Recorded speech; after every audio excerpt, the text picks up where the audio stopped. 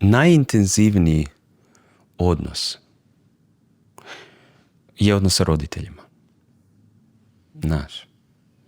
I kada gledam odnos sa mojim ocem koji je preminuo prije 7 godina, sad će biti 8 godina. On je nevjerojatno kako je mijenjao neki svoj put je imao, put promjene.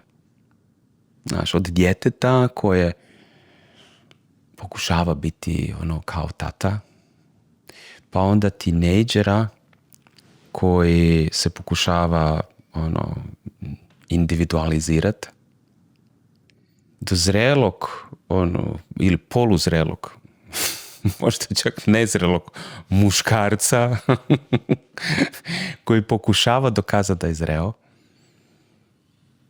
I onda kroz sve te faze i onda osvještavanja neke povijesti, znaš, i pokušavanja se pomirenja sa tom povijesti. I onda imaš od obožavanja tate do ljutnje prema tati, odvajanja od tate. Znaš, to moja djeca prolaze, moji sinovi sada. Najčešće to prolaze kćeri u odnosu na mame. Proces individualizacije, ne želim biti kao mama, znaš, ili ne želim biti kao tata.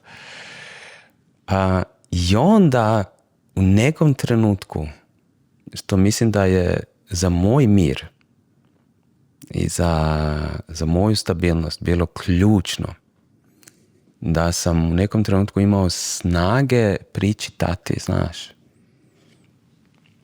i nekako otvoriti svoje srce njemu istinom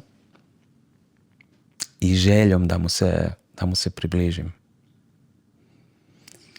I ti iskreni razgovori između njega i mene, znaš, su počeli topit te nakupine,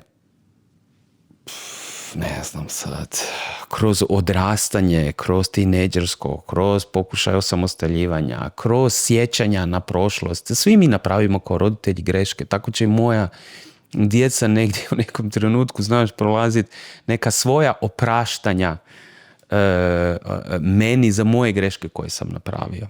Znaš. I tako sam ja prošao opraštanja isto tako vlastitom ocu za neke njegove greške.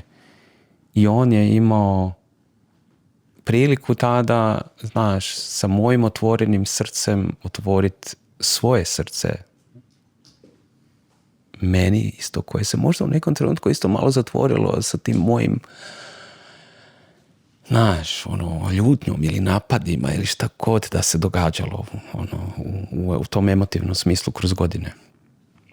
I ta transformacija, to je kao neka alkemija koja je vratila onu ljubav koja je možda postojala u onom svom pravom, najizvornijem obliku tamo, znaš, davno, kod rođenja, kad se mi rodimo, mi tu imamo tu neku sjedinjenost sa vlastitim roditeljima. Kad je tata na kraju otišao i kad je umro, ja sam imao upravo to. Imao sam osjećaj potpunog sjedinjenja, da nisam imao ništa što sam još htio reći, da nije bilo ništa što sam zamjerao, da nije bilo niti jedno volim te koje nisam izgovorio. Da. Evo, sad mi je malo. Da. Znaš,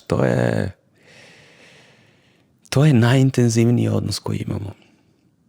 I ako ga